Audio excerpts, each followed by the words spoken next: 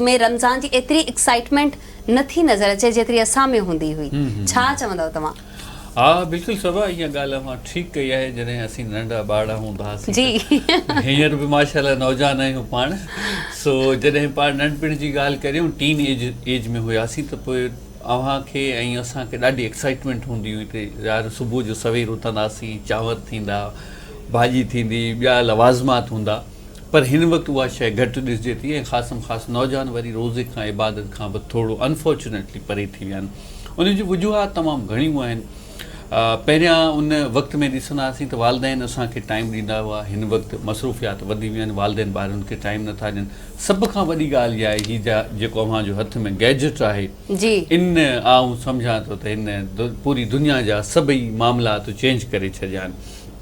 पहिरियां पाण इबादत में मसरूफ़ हूंदा हुआसीं, हिक ॿिए जी तरबियत में मसरूफ़ हूंदा हुआसीं, इबादतुनि में मसरूफ़ हूंदा हुआ। रमज़ान शरीफ़ अञा 15 ॾींहं पहिरियां पाण एतमाम कंदा हुआसीं, घरनि में ख़ुशियूं हूंदियूं हुयूं ऐं सोचींदा हुआसीं, ॿारनि खां पुछंदा हुआसीं, हिक ॿिए खां ॿुधाईंदा हुआसीं, वालदेन खे ॿुधाईंदा हुआसीं त बाबा मूंखे हीअ पसंदि आहे, हीअ पसंदि आहे, सहरी में हीअ थींदो, अफ़्तारी में हीअ थींदो ऐं मूंखे ज़रूरु उथारिजो। जॾहिं पाण खे वॾड़ा न उथारींदा त सुबुह जो पाण रोअंदा बि हुआसीं, शिकायतूं बि कंदा हुआसीं, मूंखे छो न उथारियो। सो हिन वक़्तु गैजेट जो दौरु आहे। नौजवान सुम्हनि देरि सां था ऐं जेॾीमहिल हू सुम्हनि था ओॾीमहिल सहरी जो टाइम थो थिए।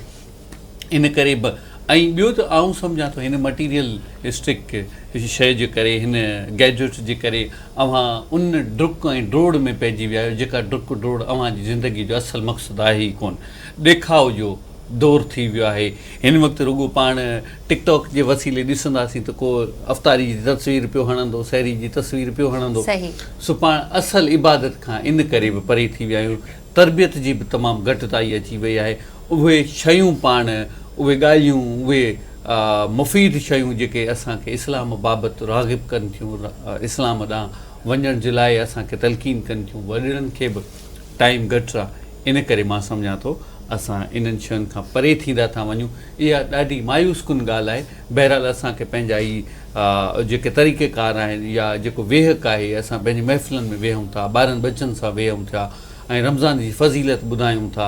ऐं ख़ासि में ख़ासि पाण तरावीअ में जॾहिं असां वेंदा हुआसीं, असांखे यादि आहे असांजा वॾड़ा वेंदा हुआ त पोइ असांखे ज़ोरी ज़बरदस्ती वठी वेंदा हुआ त बाबा खणी तव्हां तरावी न पढ़ो, उते वेही रहो, रुॻो असांखे ॾिसो वेही।